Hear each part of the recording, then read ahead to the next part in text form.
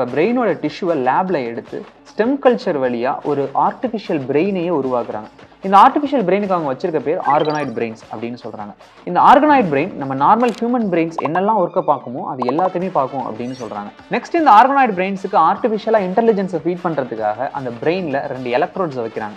வச்சுட்டு electrical signal வழியா அது என்ன வேலையை செய்யணுமோ அதுக்கான டேட்டாவெல்லாம் கொடுக்குறாங்க.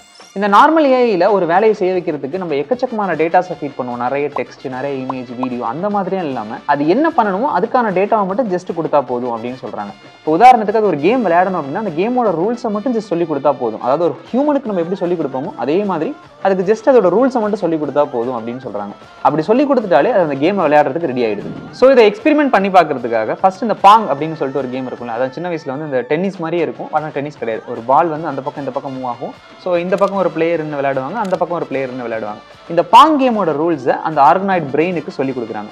சொல்லி கொடுத்துட்டு இந்த ஆர்கனாய்டு பிரெயினையும் ஒரு நார்மல் கம்ப்யூட்டரையும் ஜஸ்ட் பிளே பண்ண வைக்கிறாங்க. இதுல அந்த ஆர்கனாய்டு பிரெயின் நார்மல் கம்ப்யூட்டர்ஸை 2 டைமுக்கு மேல தோக்கடிச்சிருக்கு. ஸோ இந்த ஆர்கனாய்டு இன்டெலிஜென்ஸ் அப்படிங்கிறது ஆல்ரெடி டெவலப் ஆகி ஒரு நல்ல ப்ராக்ரஸையும் காமிக்க ஆரம்பிச்சிருக்கு.